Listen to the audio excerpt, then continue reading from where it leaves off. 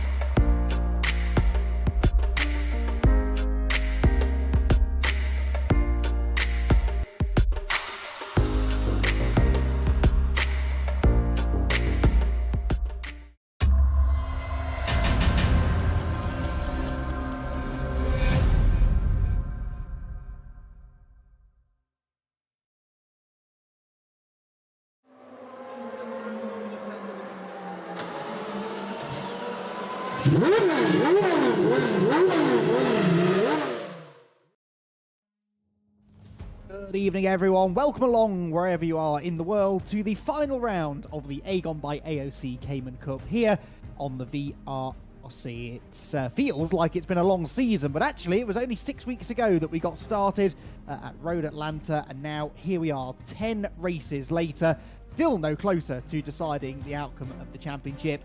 But it will be settled over the next hour and a half or so with 2 races here at the Mugello circuit in Italy. Andy McEwen here with Jack Oliphant alongside me as usual. And Jack, it's been quite the rollercoaster ride so far this season, which is fitting given the circuit we're at. Mugello described quite often as a high-speed rollercoaster.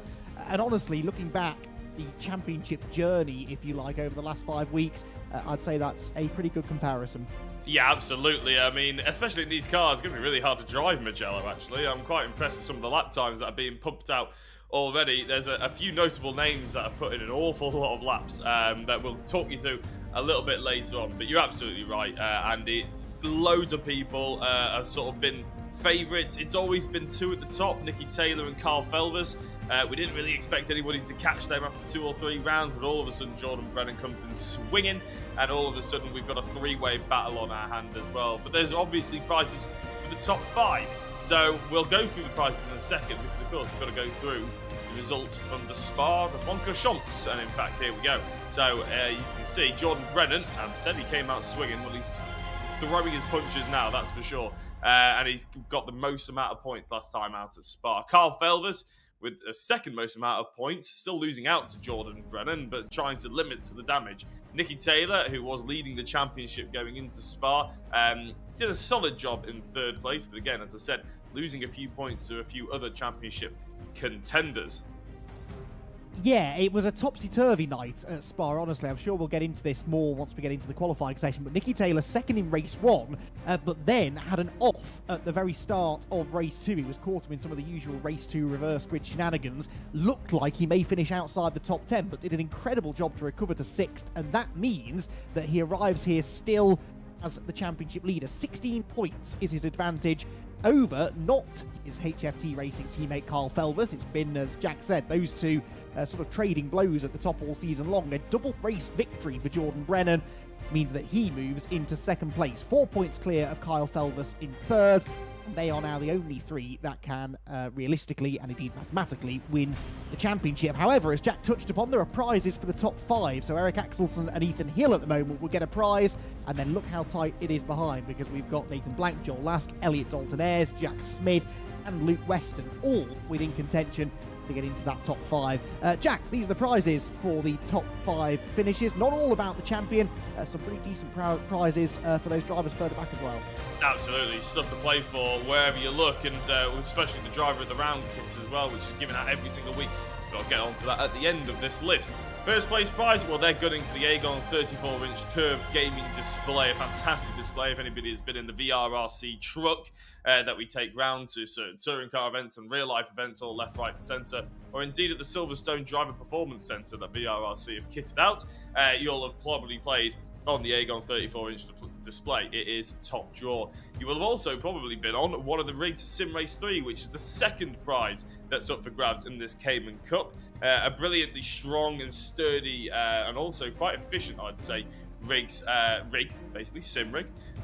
Very sort of streamlined, but yet sturdy, fits in most sort of offices and living rooms and everything like that. 3rd place, 2 tickets to the TCR UK 2022 round now. I'm not sure which round it is specifically. One thing's probably guaranteed, it won't be Alton Park, because that was 4 days ago, 3 days ago even. So any of the TCR UK rounds from here on out, I guess, because obviously today is the last opportunity to win them. 4th prize is 2-hour online driver coaching session with Dave Marshall, I imagine. Gain the ability to try and go a little bit faster, maybe get your racecraft a little bit better, get off the line a little bit better. Anything you want to work on, Dave will be there to help whoever wins in 4th prize. 5th place prize is the same as the driver of the round. It's PowerMax Valeting kit. Perfect for those who, 1, can drive, 2, own a car, and 3, want it clean. It's a fantastic bit of kit, and it's always worth shouting out. Yes, funny therefore that the first couple of recipients of that this season were well too young to actually be driving out on the roads, but that's the case, isn't it? Racing drivers, be they real world or sim, or indeed both, in Nicky Taylor's case in particular, are getting younger and younger all the time, it seems. Younger and younger, but faster and faster, definitely. Sim racing, I guess, always has been a young man's game in a way, but the average age of some of the drivers that have been really at the front of the championship this season is really quite astonishing, and the talent that they have displayed, some brilliant racing that we've seen all season long, and I'm sure that's going to continue here at Mugello, a circuit where it may be notoriously difficult to overtake at, but I've got a funny feeling we're going to see some good racing here tonight. Let's take a look, shall we then, from on board one of these Cayman Cup cars at exactly what the Italian circuit has in store for them.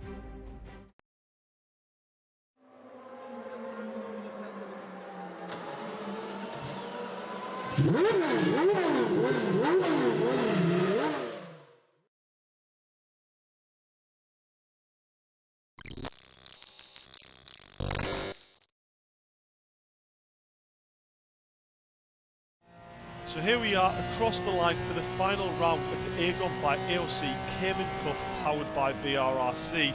One of the fastest and most flown tracks on the calendar, down towards turn 1, over 150 mile an hour, hard down to 3rd gear and trying to pick up that throttle and use this embankment and the gradient really to get a bit more of that traction. We'll run a little bit wide on the apex there, but try not to make that chicane too close for ourselves. See a little bit greedy on the throttle there as well. We probably lost about 2/10 through that sector. Then into the 2nd chicane, getting a little bit more of the apex this time. You can see how open we managed to keep that chicane and really had good flow all the way through it, and crucially keep that minimum speed as high as possible. Then a difficult right and left hander here. Front end is really quite prone to understeer, but you've got to commit to that throttle to try and get the oversteer to start to kick in. then all the way through turn 8 and the super blind turn 9 into the apex, just trying to spot that exit. You're on throttle before you even see it, but there's so much time to be made up through then turns 8 and 9. Then turn 11, very, very similar to the early chicanes on the track, but the opposite way around. The same thing applies again. Don't run yourself too deep in the way in, so you can open the exit. Turn 12, different approaches here. I like to keep it a little bit more middle-ish, and then veer off and get on the power nice and early, and then a really nice flowing chicane here, completely flat, just nibbling both curves there, and it's actually a brilliant overtaking opportunity on the way into there as well. Into the last corner, pretty difficult corner, turn 15. Always worried about how early you have to pick up that throttle. Too early and you'll find yourself in the gravel trap, too late and you'll find yourself in the sitting duck down this start finish line straight. There's a lap of Mugello circuit for the last round. Make sure you tune in on VRRC's YouTube at 7:15 on Wednesday night. Give this video a like and subscribe.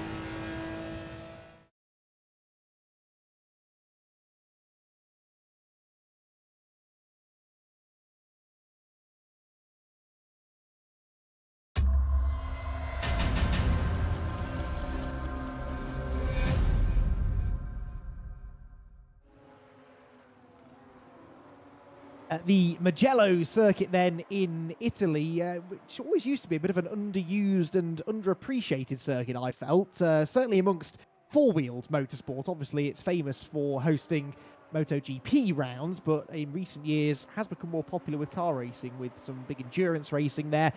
And, of course, the arrival of the Formula One circus during the COVID-affected years. And, Jack, a really fantastic circuit. It's one of my favourites to drive, actually. It's got this wonderful natural flow to it. Every corner seems to be medium to high speed. There really aren't that many properly tight corners, and the flow from left to right to left to right, up and down the hills, it really is a fantastic place to drive.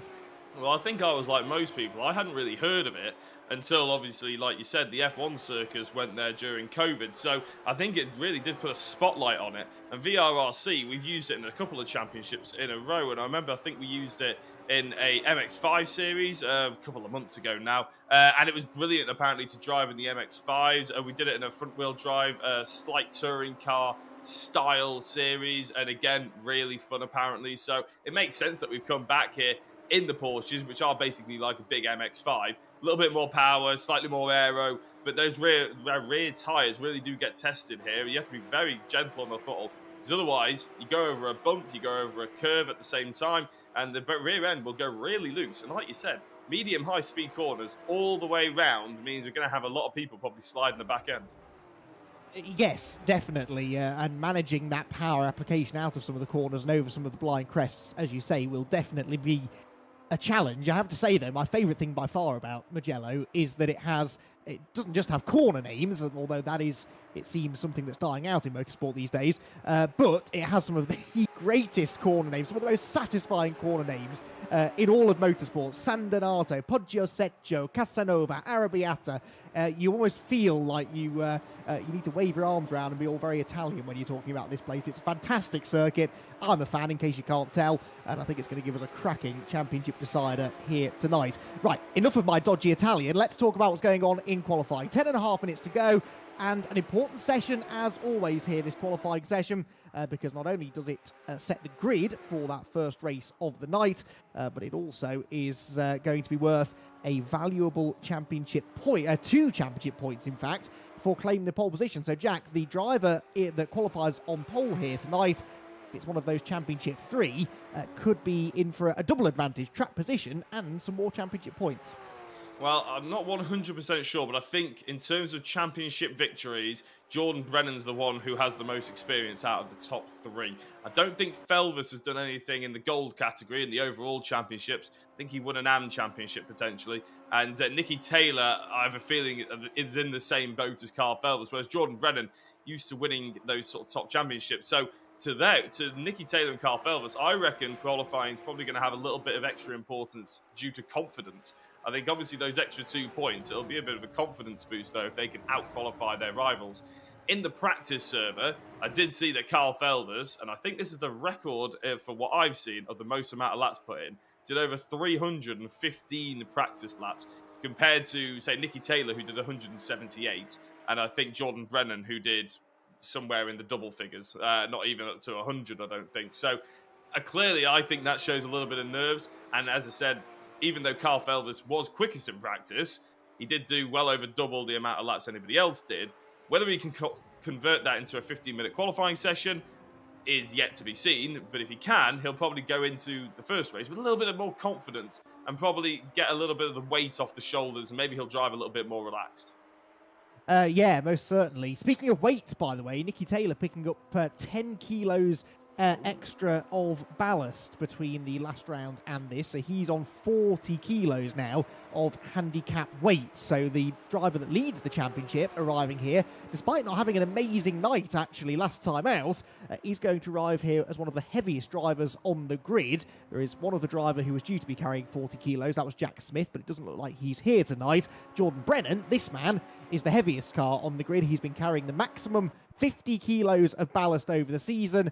And actually, I think he is a great advert for this handicap system, because although he struggled at the start of the season, he's got better and better, as you'd expect someone of his experience. And now by the end of the year, even though he's been the heaviest car on the grid all season, he's up there contending for the championship. So it goes to show, Jack, that if you're carrying the weight, yes, it can hamper you, not enough necessarily to keep you out of championship contention. If you're good enough, you can drive around it. Absolutely, and I think it's credit to VRRC. I think when a few people, although he's being held up here in qualifying, a few people maybe raised an eyebrow when Rich came out with his new super system, basically getting rid of the AMs and the pros and everything like that. And I think it has worked there. I mean, if you put everybody on this grid on equal footing, I think there's probably nobody out there who would deny that Jordan Brennan would probably walk away with the championship.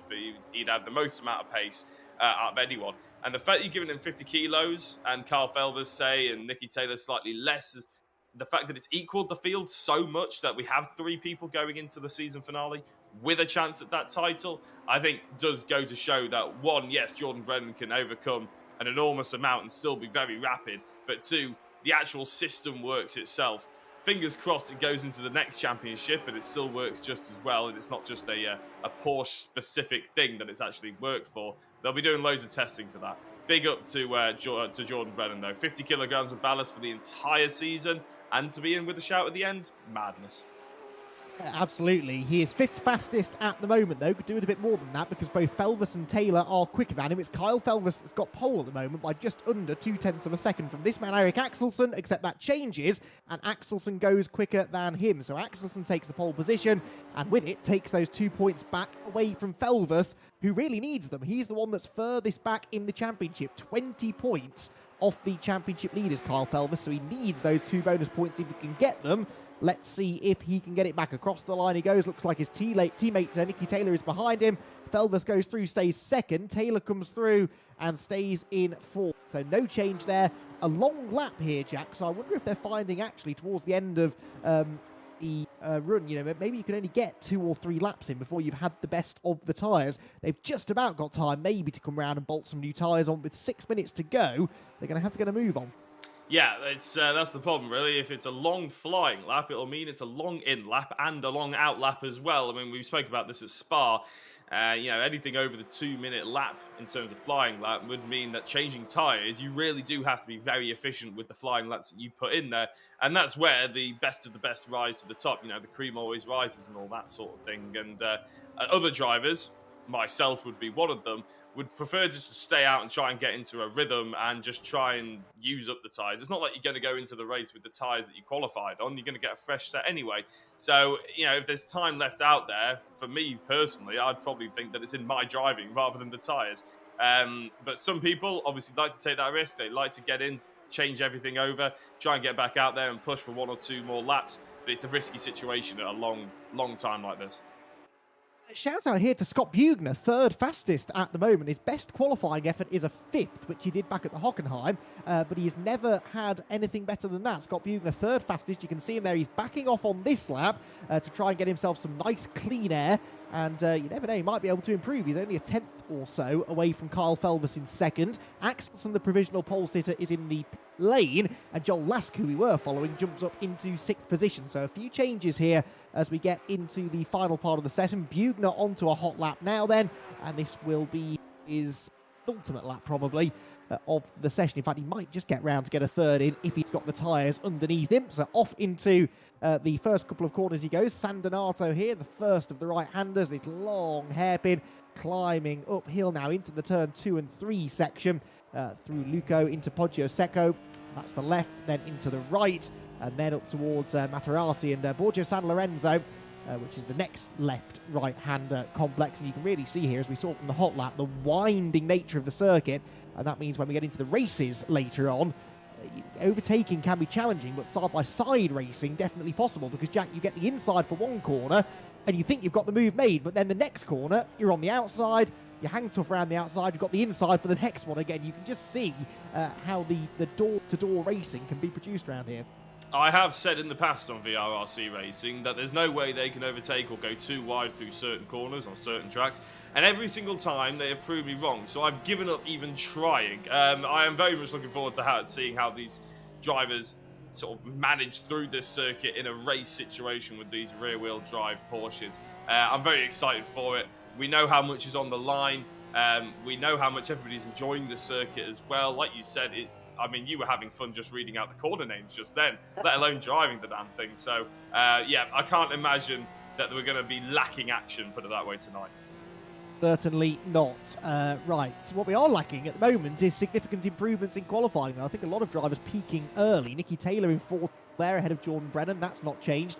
Ethan Hill could have an interesting part to play in this championship battle as well if he can find a bit more pace. He's 6th right now, but of course he's the 3rd of the HFT racing drivers. Now he is 5th in the championship and looking to try and hang on to that. Arrives here 6 points clear of Nathan Blank, but Nathan Blank only 10th. So at the moment Hill has an advantage over the main driver that he's competing with. He could still technically take 4th place away from Eric Axelson, but that will take some doing. Now, significantly there, Jordan Brennan puts himself ahead of Nicky Taylor as well. So now, of the 3 championship contenders, it's the points leader, Jack, who is set to start the furthest down the order. Still 2 and a bit minutes to go, but this is not great news for Taylor.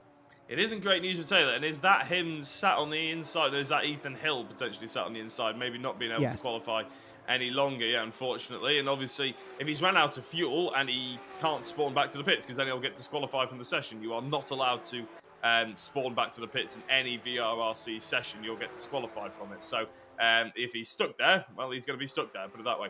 Luke Weston comes across the line. Now, here is Jordan Brennan with that 50 kilos on board.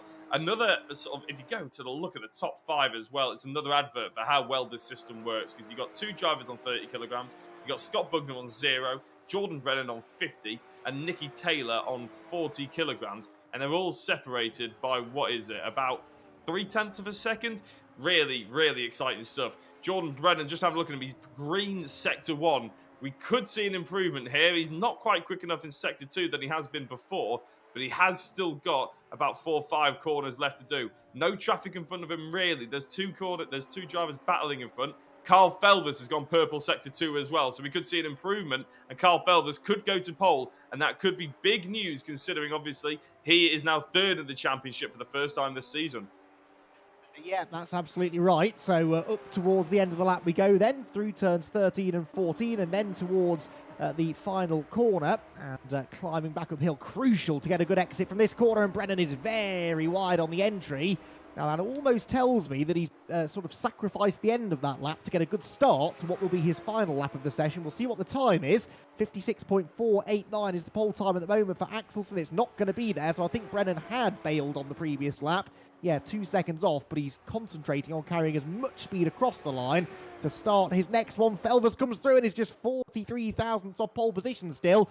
Can't improve on that occasion, so Felvers stays second then. Axelson pole, Felvers second, Bugner third. He's going to be the real wild card here, isn't he? Scott Bugner doesn't really care one bit about championship standings. He could thematically move into the top 5, but he'd need a really good night, whilst some of those ahead of him have really terrible nights. We shall see. Stranger things have happened.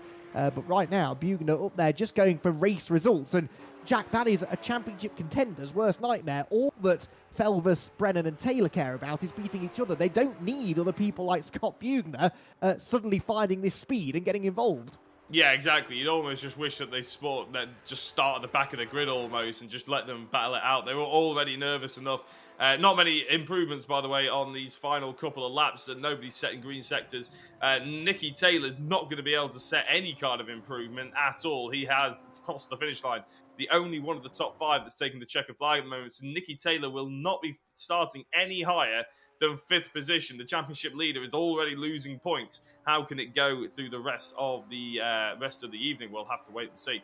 Eric Axelson's gone green in Sector 2. He's one of a few drivers who have actually put a green sector in on this last lap. Andy Carroll just cracking in the top 10 at the moment. He hasn't yet taken the flag, but equally is not going very quick either. So probably all eyes on Eric Axelson, to be honest.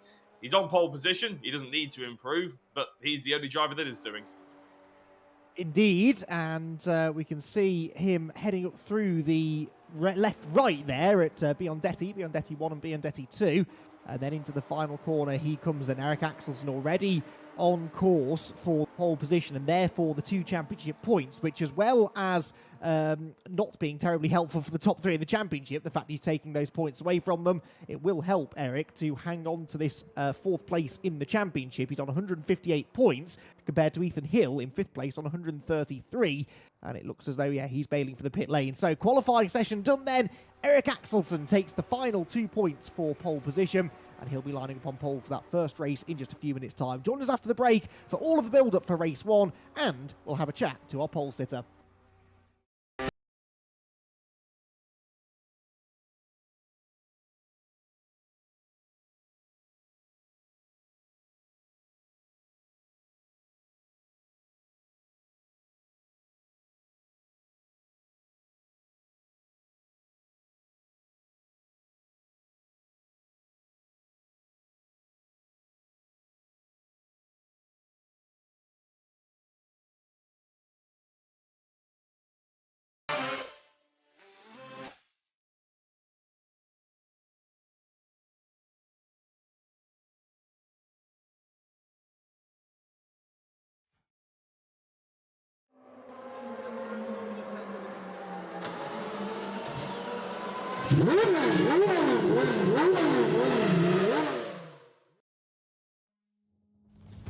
Qualifying done then for the final time this season in the Agon by AOC Cayman Cup here at Mugello, and the pole position goes the way of Eric Axelson. 2 championship points to him, and he out-qualifies all of the 3 drivers contending for the championship. Eric, congratulations on the pole position there, and you've done this before, of course, had a pole position back at Hockenheim and at the Red Bull Ring. You've sort of become the qualifying king of the season. Thank you, Andy. Yes, I like this track, and yeah, it's I found a nice flow with this car, and yeah, I'm happy with my lap. And of course, final round of the championship as well, so it would be nice for you to end the season on a high. And obviously, you've got this 4th place in the championship that you're fighting for. You must be feeling quite confident that you can hang on to that. Yeah, there isn't much more for me to fight for, so I just hope for a nice, clean race and try to have some fun. With that in mind, then, I have to ask you about the drivers that will be lining up around you. Obviously, you may not have a lot more to fight for, but the likes of Kyle Felvis and Jordan Brennan and Nicky Taylor do. So will you race them differently in this race compared with how you've raced them in the past? Will you be more careful, or do you not want to do that? To be honest, no. I don't. Good, that's the right answer. No, I just want a hard, clean race. That's what I'm hoping for. Excellent. That's music to my ears. Probably not to those guys, but hey, we want to see you get stuck in. So best of luck for it. Congratulations on yet another pole position. I think you are the driver with the most pole positions this season. So the qualifying king, Eric Axelson, best of luck for race 1. Thank you, Andy. So Eric Axelson then on pole position, which he is very happy with, and not wanting to roll over and let the championship contenders through, which I'm very happy with, because we don't want to make life too easy for them. And ultimately, if anyone's going to beat Nicky Taylor, Jack, they don't just need to beat Nicky in the races, they need to get cars between themselves and Nicky, and it's people like Axelson, it's people like Scott Bugner that could be the joker in the pack here, and could ultimately end up deciding the championship more so than the actual drivers involved directly. Well, absolutely. We want that unpredictability. We want that shake-up, don't we, in the middle of the grid? And to be fair to Axelson, it's not like he's a dirty driver. In fact, he's quite the opposite. Sometimes he is a little bit too passive, shall we say. He's not really aggressive, especially in the reverse grid races. So I'm all up for him, mixing it with the front lot. Why not? He's been poled so many times, and I don't think he's converted into that many race wins. So he probably feels like his time is now. It's now or never, put it that way. So, I'm all here for it. Scott Bugner's an interesting one. Hasn't really raced at the front with these guys that many times, whereas Axelson has started obviously quite high up quite a few times, like we mentioned. And Ethan Hill, actually, in 6th position, I'm very interested by, Andy, because obviously we asked in the Discord between the drivers what their predictions were tonight and sort of what they could see happening. And Ethan didn't really think he was going to be able to get that 5th position or 4th or anything like that. So he just said he wants to help one of his teammates win the championship. He didn't mind which one. So that's an interesting statement, because obviously that means that he's willing to sort of not sacrifice his own race, but he's willing to try and push them along, provide a slipstream, not stay in their way for too long. And obviously starting in 6th, he could really mix it with the front lot if he gets a good start. Well, he lines up directly behind his teammate's rival, Jordan Brennan. So, help his teammates out and hinder Brennan, perhaps, could be the game plan for Ethan Hill. Just quickly, before the race starts, you mentioned Axelson there. Yeah, he's had 2 pole positions.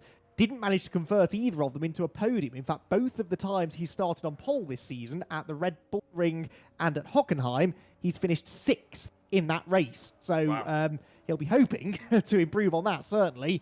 Get himself on the podium, maybe even get a race win. So it's Axelson on pole, Felvus alongside, Bugner and Brennan row 2, Taylor and Hill row 3. It is Nicky Taylor that enjoys this championship lead coming into this penultimate round of the championship of 16 points over Brennan, 20 points over Kyle Felvus.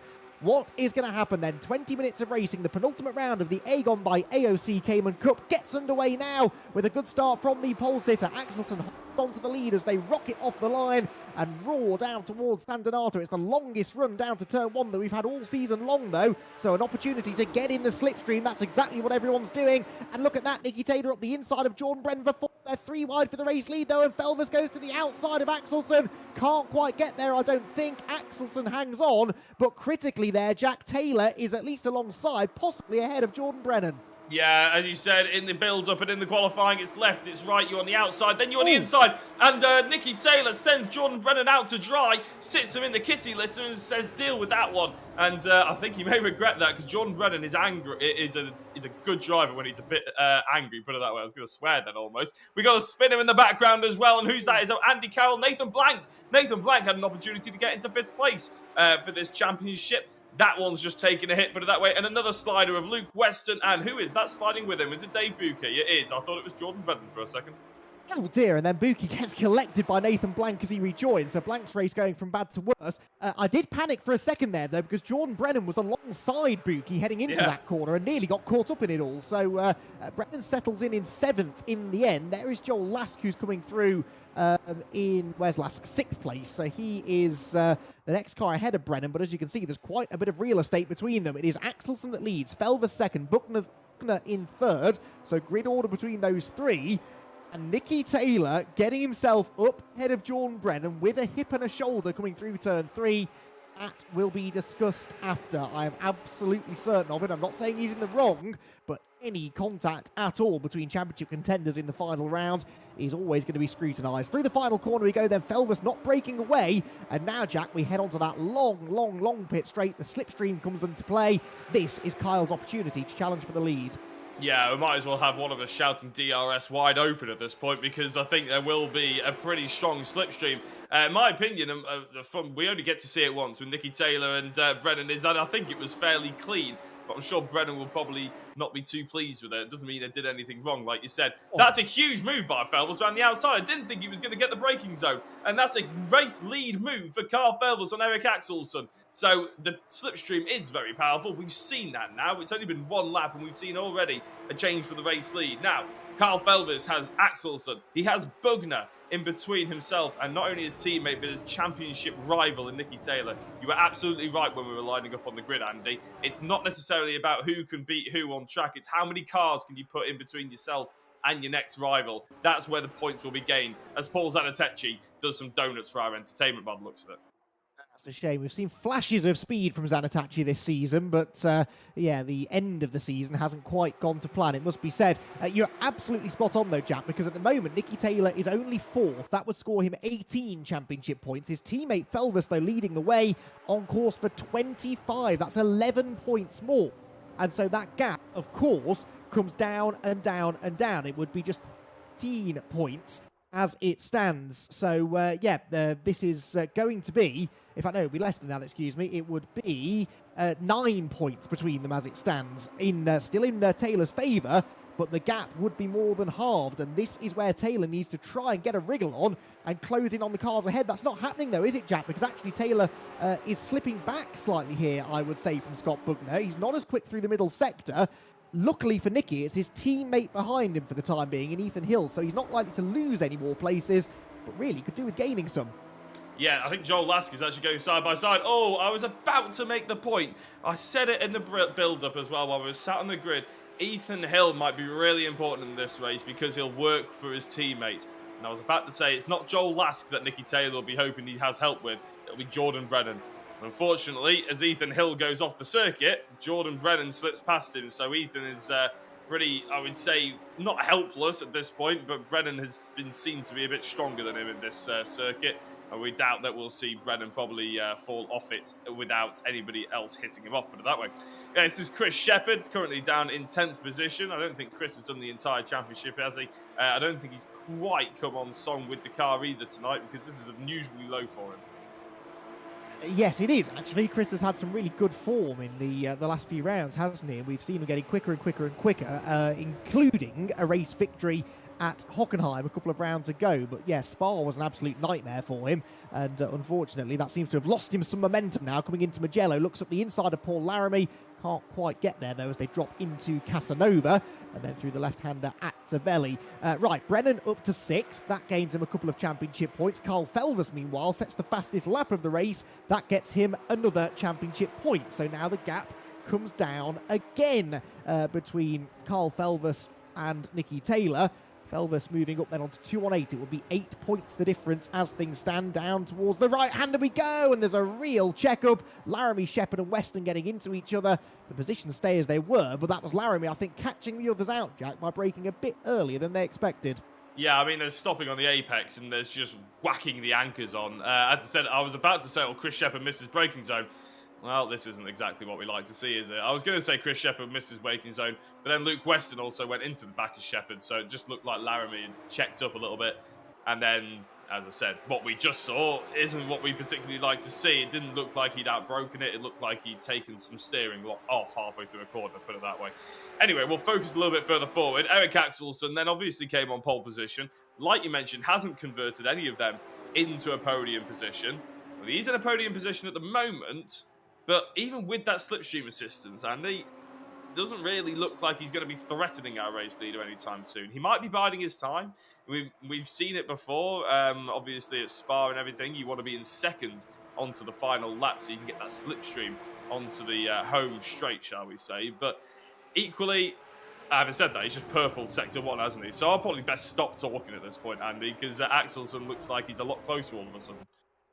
Yeah, it can be challenging, though, actually, to get used to running in the tow. You know, they do all of this practice, and a lot of it will be on their own without other cars on track with them. And then suddenly you get in the slipstream, and you're arriving at all of the corners just a few miles an hour faster than you're used to. So it takes a lap or so to get your braking references right, your turning references right, deal with how to be around other cars at these high speeds. So, you know, Felvis, having sat in the tow for a couple of laps now, is slowly starting to get used to it and figure out how to stay latched onto the rear bumper of Carl Felvis's car. And as he does that, maybe look at finding a way back through. You can see in the rearview mirror that Scott Bugner is not that far back. And crucially, nor is Nicky Taylor. Taylor is actually closing on all 3 of them. So there's an opportunity here, maybe, for Nicky to gain some more places, gain some more points. He's scoring 18 at the moment. Every position he can gain here would be worth an extra couple of points. So, at the moment, hanging on to the championship lead, but he'd like to do a little bit more. Yeah, Jordan Brennan, I said that, you know, realistically, this is when he's most dangerous. Is when he's sort of driving with a little bit of a bit between his teeth, shall we say? Because, as we know, he's an exceptional driver, but he hasn't really been able to cut anywhere near Nicky Taylor in this top 4.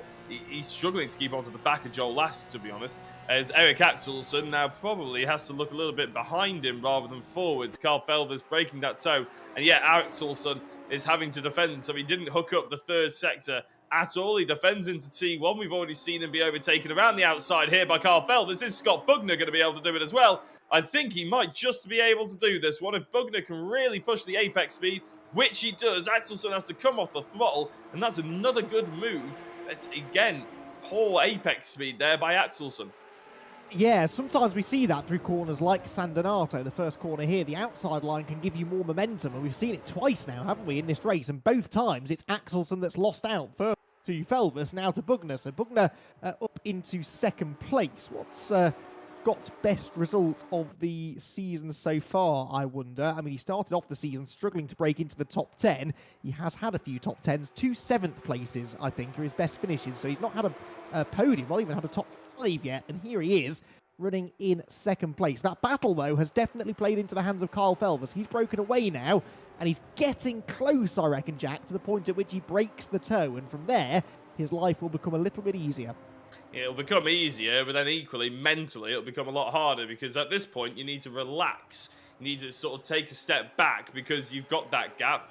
Just relax yourself. As Luke Weston, we see going on Paul Laramie.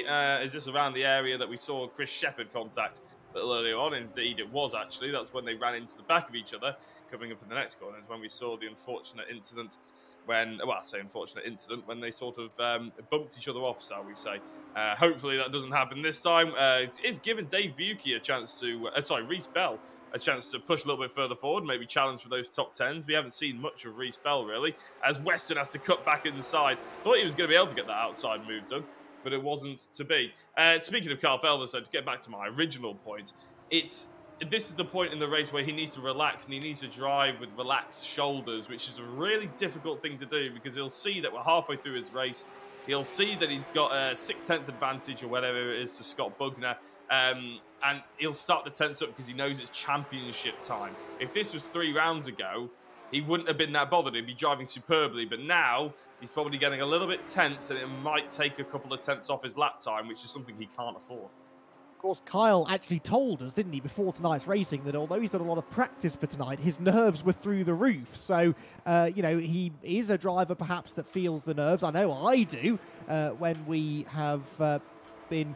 when I've been having to race at the front of the field. I hate leading the field. I hate feeling that pressure. Oh, Chris Shepherd, I'm afraid, digging himself out of the gravel. And Chris Shepherd off the road once more. That's been a bit of a theme over the last few rounds, unfortunately. And that will cost him a number of positions. But yeah, I agree with you here. Felvers, in theory, has the advantage here. But if he was nervous before the race started, in a way, the fact he's doing so well now, leading the race and taking good points out of Taylor, is not going to help his nerves one bit.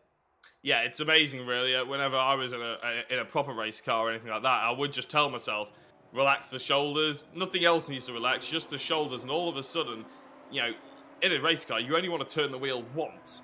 If you have really tense shoulders, for some reason, that makes you, I don't know if it's a mental thing, turn it 3 or 4 times, minute little inputs, as we see Weston and Laramie getting a little bit, well, hip and shoulder, I think is your phrase, Andy, and we've already seen Laramie's door be bashed once. Looks like his other door has been bashed a little bit by Luke Weston.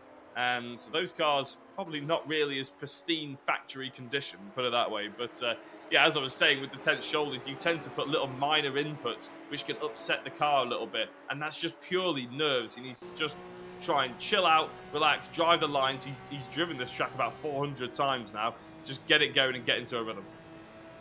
Someone who also needs to get going here is Jordan Brennan. He's up the inside of Joel Last. This is for 5th position, and Joel making his intentions very clear there. He was not going to fight Jordan Brennan, I don't think. Left the door wide open, realises that Brennan is fighting for a championship, whereas he is not. Joel is, of course, in contention for a top 5 in the championship, though. 10 points behind Ethan Hill coming into this race, and he just gave away a championship point. Ethan is now the next driver behind, so Joel Lask only taking a single championship point out of him as things stand to try and get that 5th place in the championship race. But Brennan moving forward. That puts him into 5th. That's 16 points going his way now, but that would still mean he's 18 points by my maths off the championship lead going into the decider later on. At least he's making progress, though, and still 7 minutes to go. I'm not convinced, though, Jack, that he's going to get much higher. No, it's going to be a bit of a difficult one unless all of the top 4 start fighting. I mean, even Nicky Taylor to Axelson, if they start fighting, maybe it'll give Brennan an outside shot, and I'm sure he would like an outside shot at trying to take Nicky Taylor, because obviously the reason why Brennan is that far back in the first place is because of a little friction, shall we say, at the beginning of this race. As I said, from our first instinctive look in, I didn't think there was that much wrong, not enough to give a penalty anyway. It's probably just a little bit frowned upon to hang someone out to dry like that. But luckily, Brennan kept going and fought his way up to a reasonable position as well. Nathan Blank and Dave Buki. Now, Nathan Blank is one of those drivers that is fighting for that sort of top 10 area, top 5 area. He went into this evening, I keep wanting to say weekend, went into this evening just a couple of points behind, I think 6 points behind Ethan Hill. Well, he's a lot of places back from Ethan Hill now, unfortunately, so this isn't going to do his championship standings any good whatsoever. The advantage, I've always say this in the championship finale, Andy, the advantage of the way VRRC do things and the way that their servers are set up is that as soon as race 1 is finished and the server time's down and we grid up for race 2, we get the points updated for race 1. So all of a sudden we know exactly the picture that we're going to see in race number 2 and exactly how everybody needs to do as well. So I'm waiting for all those calculations to come up because I think that top 4, I think there's still a story to be told in the last 5.5 minutes there. I'm not 100% sure it's going to finish like it's looking right now. No, and of course, because we have a reversed grid race to come as well, that certainly will throw the cat among the pigeons. We said right at the start of the season, I think we say it every time, Jack, that the championship will be won and lost in the reversed grid races, because that's where, you know, in these first races of the night, the quick drivers, they're going to qualify at the front, they're going to fill out the top few positions. The order they're in might vary slightly from round to round, but generally, it will balance out over the season. It's those reverse grid races where you can end up so easily tripping over someone, getting caught in someone else's accident, you know, coming across a driver that's maybe fighting for their first win or their first podium and they come over all feisty and don't want to let you through. That's where you can end up losing points on your championship rivals. So as long as you can stay within 25, 26 points technically of the championship lead after this race, which at the moment both Felvis and Brennan are doing, then you're still going to be in contention. Ethan Hill in contention for rallycrosser of the season, I'm afraid, because he goes on the grass again there down at the right-hander. Corintaya rejoins, but a bit more time lost there to the Brennan last battle ahead. Yeah, I was about to say, you know, that could be quite interesting in terms of a 5th place championship, but yeah, unfortunately Ethan Hill, maybe he hasn't done as much practice, maybe he's not as aware of potentially the understeer or his braking point if he wants to go on that outside line, but you only need an inch or two on the grass to really just pull you over to the outside and unfortunately ruin your lap, and that's exactly what Ethan Hill has experienced there. Luckily, he hasn't lost any more time to the likes of Andy Carroll. He had a good buffer. But equally, it's not exactly helping his chance at the moment. So, Scott Bugner and Carl Felvis, they're trading really equal lap times at the moment. Their last laps were within about a tenth, less than a tenth of each other. Whereas Axelson is feeling the pressure, I would say here, Andy, isn't he? Taylor is right on the back of him. He's obviously very motivated as Nicky Taylor to try and get as many points back from his championship rivals as possible. Axelson, he got pole position. He saw that his race victory obviously slip away from him. He's going to be hoping to keep on that podium position, but realistically, I think out of the motivation between these two drivers, I reckon Nicky Taylor's got that extra oomph in him. Yeah, I think so. I mean, if he can get himself ahead of Eric Axelson here, then that's another 2 championship points. So, you know, this is a really important move for him to try and make. But then it's important. I don't think it's worth taking a big risk, though. 4th place is better than contact that sends him off the road and into the gravel trap. So, you know, Nicky, young as he may be, has a very experienced head on his shoulders, actually, and he's sensible. He's not going to go making any silly moves, any silly mistakes here. If he sees a clear opportunity to pass Axelson, he may go for it. But if it's 50-50, I think he may be inclined to back out. He's ahead of Jordan Brennan. Yes, he's behind Carl Felvis by a few points, but as I've said, at the moment, he will still have a decent points lead over him going into the finale. 2.5 minutes to go, then 2 laps to go at the end of this one.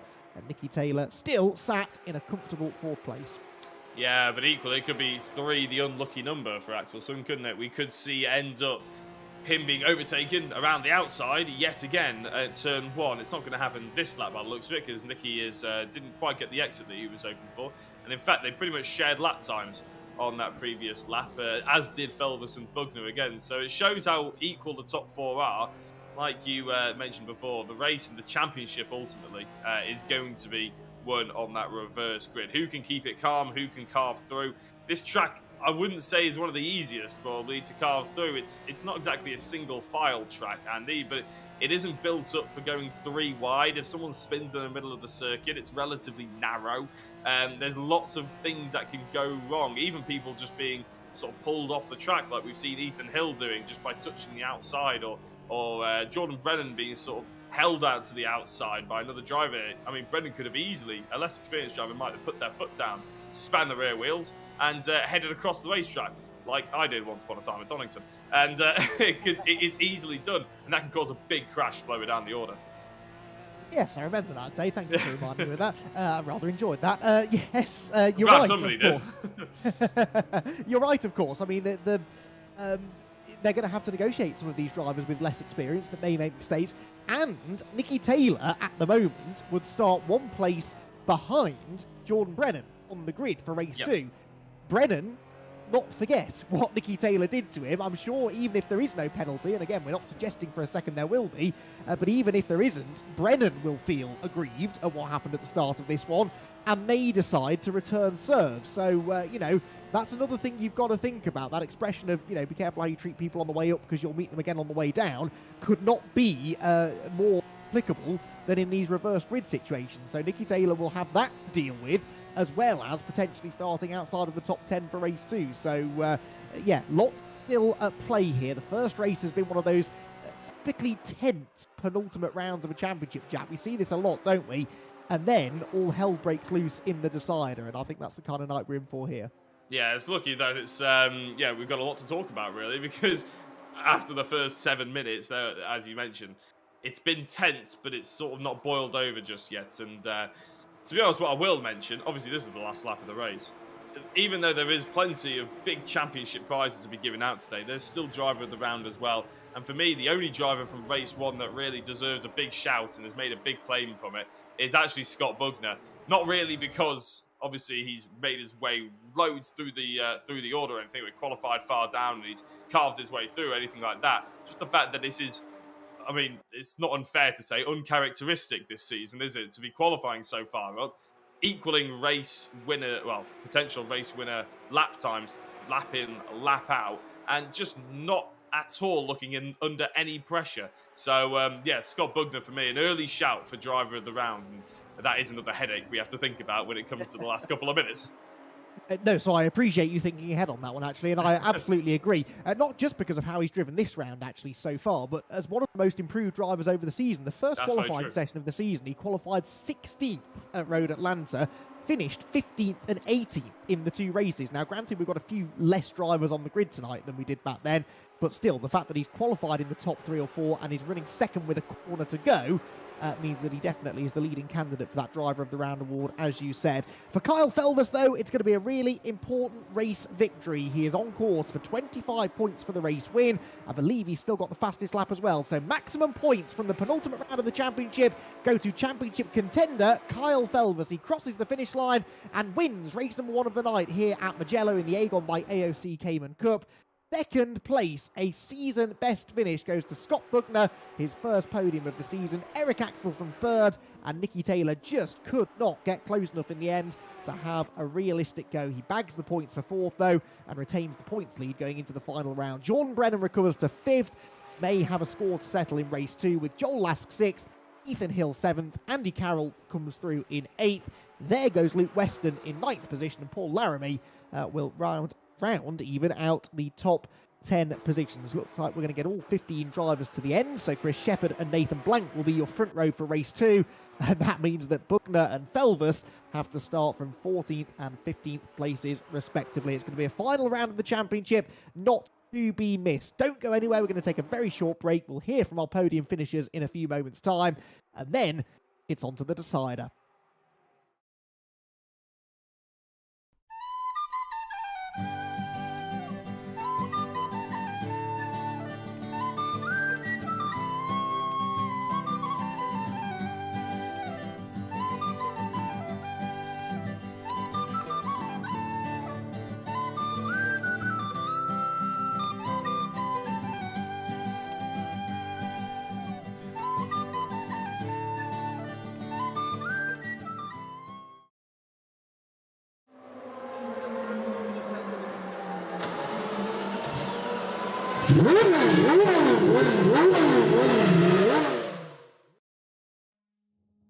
So the penultimate round of the championship is done and dusted. Just one more 20-minute race left to go, and still 3 drivers who could mathematically win the Agon by AOC Cayman Cup. And one of them is Kyle Felvis, who came through to take a really important and well-driven race victory, it must be said, in that first race of the night here at Mugello. Kyle joins us now, the HFT racing driver, claiming yet another victory, but perhaps, Kyle, none have been quite as important as that one.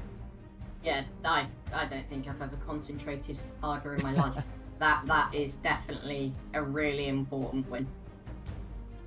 Yeah, 25 points, and I think you got the fastest lap as well, so maximum points. And of course, with Nikki off the podium, it means that gap between the two of you comes right down. Now, you told us before tonight that, you know, you were feeling a little bit nervous ahead of the 2 races. Has that race win calmed your nerves a bit?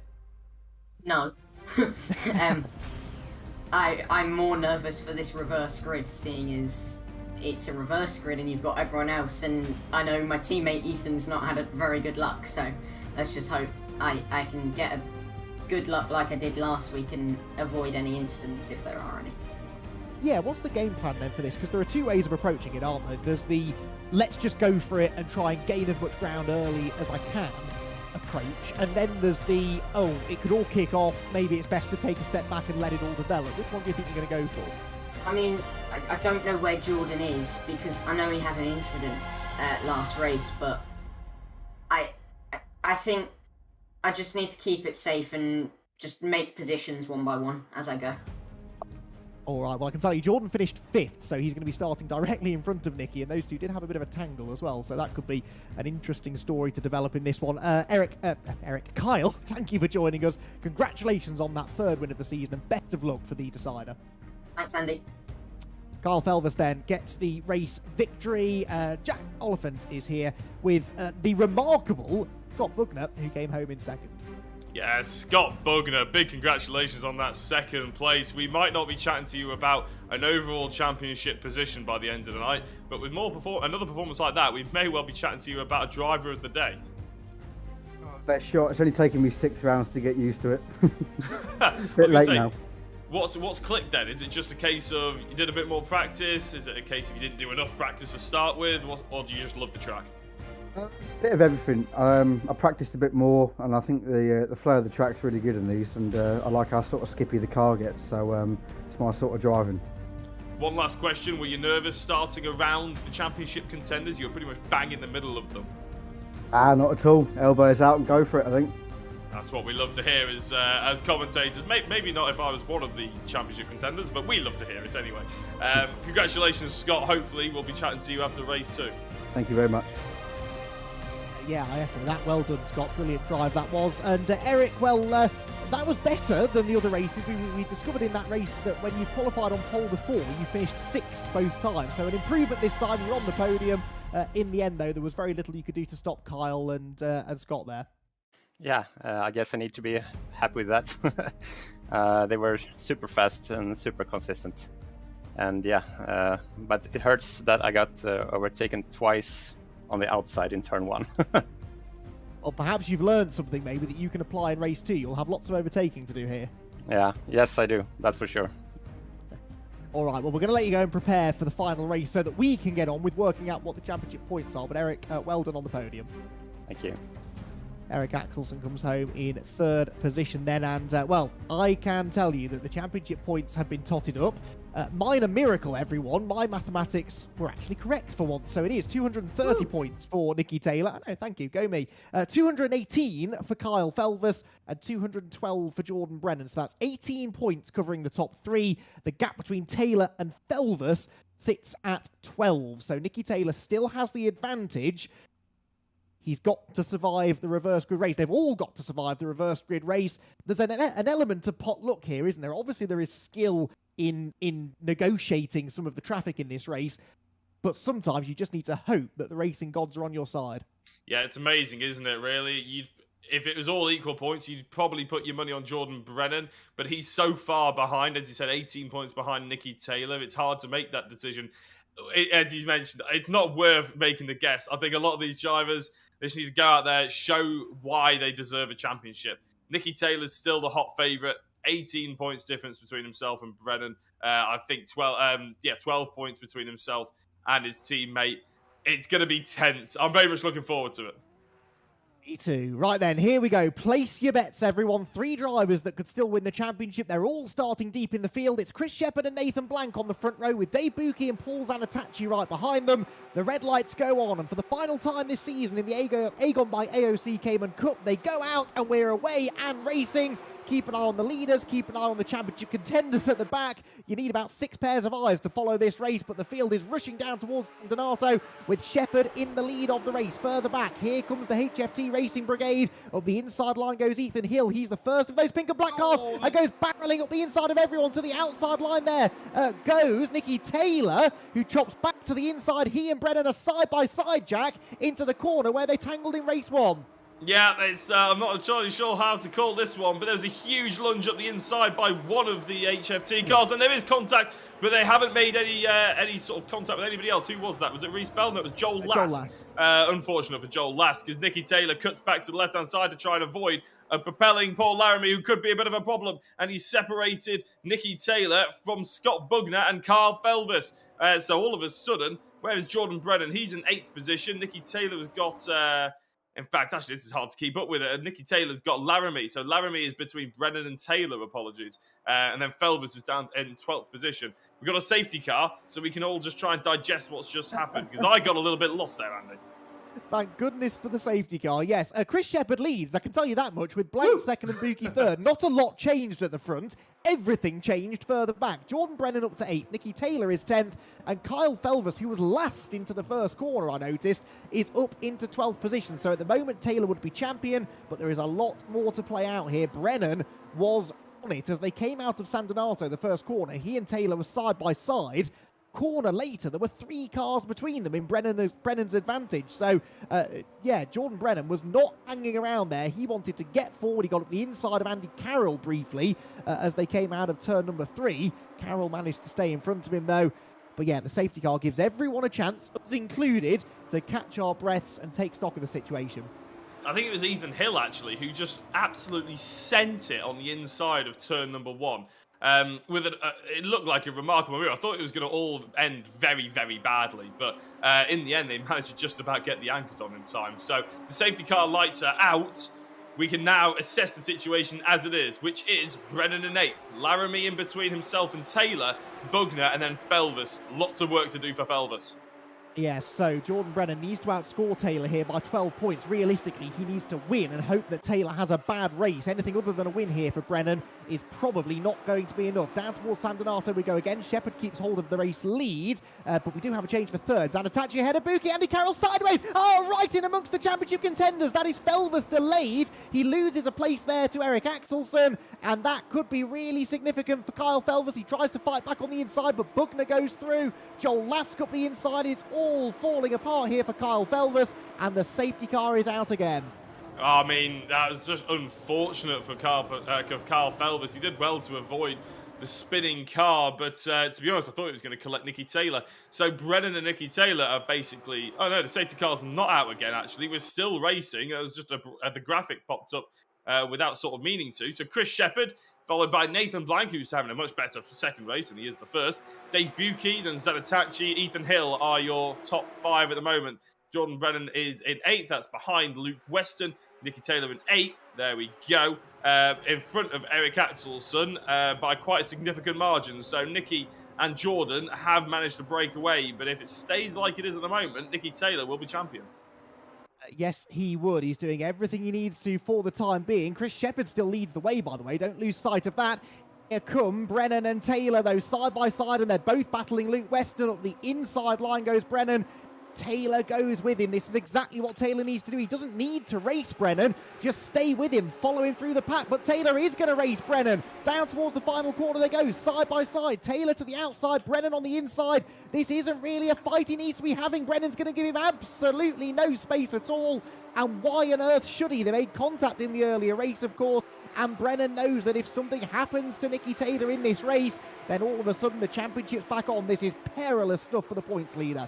Yeah, Brennan at the moment, he knows exactly what he's doing, and that is absolutely nothing wrong. Nicky Taylor's the one putting himself in harm's way right now as Brennan looks to defend. He's given Taylor enough room on the outside. In fact, it's inch perfect from the both of them at the moment. Let's hope it stays that way. We saw Taylor go around the outside of Axelson in race 1. Velvers go around the outside of Axelson in race 1. Is he going to do it to his championship rival? Or is he going to lose it? Are they both going to lose it as they go through the right-hander? It's going to be still Jordan Brennan. This is where he's sent. There we go. That's what we were expecting in a way. Nicky Taylor sent Brennan off on the outside there in lap 1 in race number 1. And after all is said and done, Brennan has done exactly the same. What was Nicky Taylor doing? He did not have to race Jordan Brennan there. I'm not saying the contact was his fault, but that was a situation he didn't have to be in. Sitting behind Brennan was more than enough for the championship. He went for the move. They made contact twice through turns 2 and 3.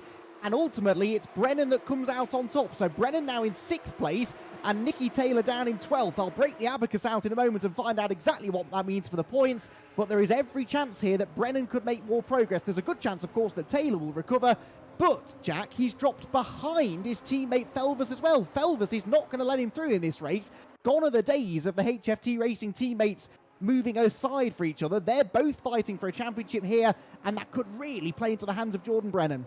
I think Ethan Hill and Zanatachi are fighting just up ahead of Jordan Brennan as well, which will just slow them down and effectively offer up more easy positions for Brennan to overtake, because I'm sure Ethan Hill will be a difficult... I'm sure Zanatachi will put up a fight as well. I mean, he's got his own race to be racing here. But Ethan Hill, obviously an HFT teammate, he doesn't care which one of his teammates wins. He just wants one of them to win. Effectively, he's just against Brennan winning. And with Ethan Hill currently sat in 4th place, I said it in the prelude of race 1, he could be a really important factor. It didn't turn out in race 1, but what's he got left up his sleeve in race number 2? He could be a massive player in this game yet.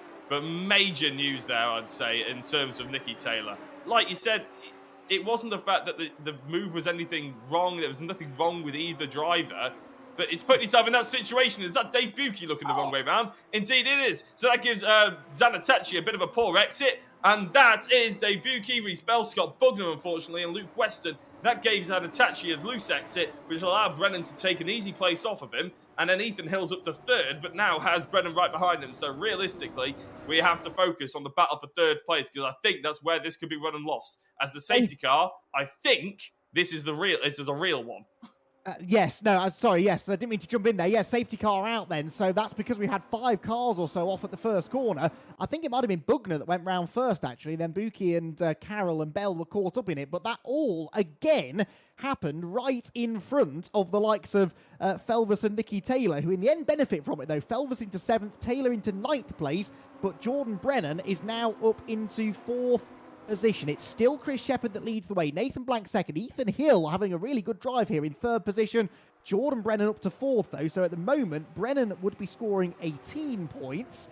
Next in line as far as the championship contenders is Felvers in 7th. That will give him 14 points. And then Nicky Taylor up into 9th position would get himself 12 points. So as it stands, Taylor would be the champion by 10 points over Felvers, with Brennan staying in 3rd, but there's every chance here that Brennan could go and challenge for the win. I mean, never before has Ethan Hill's role in this HFT racing team been more important. He has to keep Brennan behind. Yeah, but the problem is for Ethan Hill, this is all bunched everything up, and look at Chris Shepherd, he's bunching up even more now. So as they run down to T1, Brennan will have the best opportunity to get a slipstream off Ethan Hill. Hill has to nail this. He has to go with Nathan Blank. And look at that, he's pushing him to just get going already because he doesn't want to give Brennan an opportunity. Remember the rules, there's no weaving in motorsport. You can only move once and you can't move under the braking zone. In fact, actually, Hill's got a good restart. Brennan was getting a little bit caught there, I'd say, and has Zanatachi for company. So Ethan Hill, pushing his way through the final corner, may well have just absolutely nailed this restart. Here comes Axelson on Zanatachi. Brennan's in the middle of the circuit, but also in the middle of no man's land. HFT coming on the backside, knocks around Zanatachi. Who's that? It's Carl Felder's trying to bully his way through now. Zanatachi gets the car going, but as the HFT teammates go side by side with Axelson, there's nothing to choose from. So Brennan didn't get the best start. Looks like Felvis is desperate to get past everyone, and Nicky Taylor gets hung out to dry again. Oh, that was Axelson, I think, this time. Up the inside goes Bugner. Paul Laramie's gone through. It's just not going to plan this for Nicky Taylor. He's still in a good position, good enough just for the championship, but now he really does need to make some progress. The contact with Felvis, by the way, he was actually nerfed by a very late braking Joel Lask into the first corner. That's what triggered all of that. Nicky Taylor back ahead of Zanatachi for ninth, so he breaks even out of all of that, stays in the same place that he was in at the start of the lap. Tell you what, these safety cars, they're really disrupting the flow of the race, and they are perilous stuff indeed for the likes of Nicky Taylor, because every time we get a safety car, it stacks everything up around him, and he's right in the firing line. That's contact all around, right in front of Brennan. He barges, Brennan's off. Brennan's on the grass. That was Ethan Hill getting tagged sidewise by Nathan Blank, and it is all over for Jordan Brennan. Surely he's been hit by at least 3 or 4 cars. Pointing the wrong way as well, but Jordan Brennan at the back of the field, and that was Paul Laramie, I think. No, it was Zanatachi into the barriers. What on earth is going on? I said race 1 was a bit tense and tame. Oh, HFT car off. That is Ethan Hill going down the order. That's all right as far as the championship's concerned. Race 1 might have been tame. Race 2, anything but.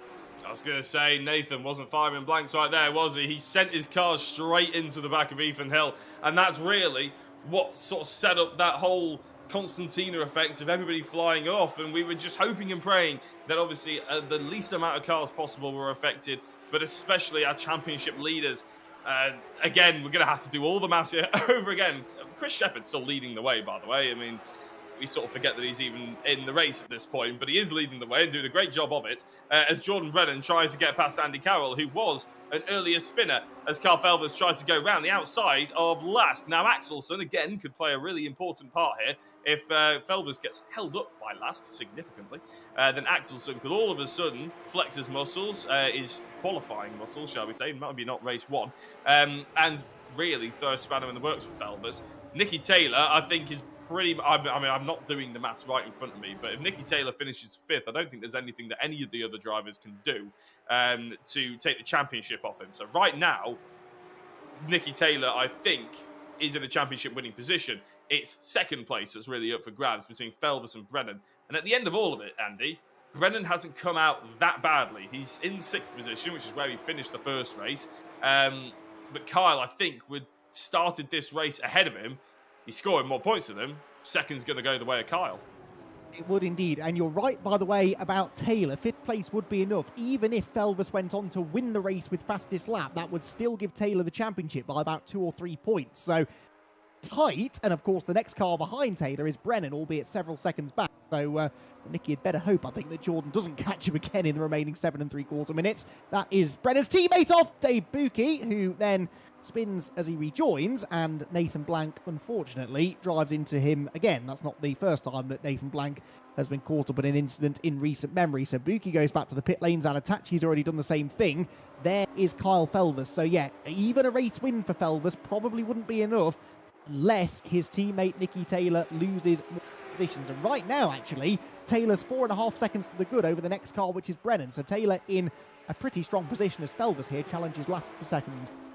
Yeah, so Felvis trying to emulate his teammate from race 1, obviously on Axelson. Axelson's got prime position to watch this, and is probably getting a little bit of deja vu and unpleasant flashbacks to race 1. As Lask outbrakes Felvis, to be fair. Not sure, will he get the drive out of the corner? Yeah, he does, so Lask stays ahead. Axelson actually catches them up by quite a significant margin.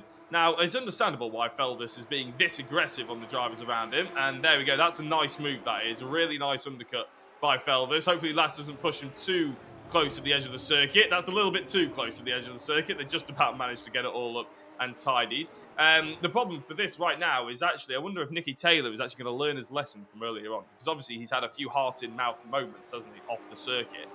He doesn't need to do anything right now. He can take half a second off his lap time for the next 2 laps, sit in no man's land, and sweep up a championship.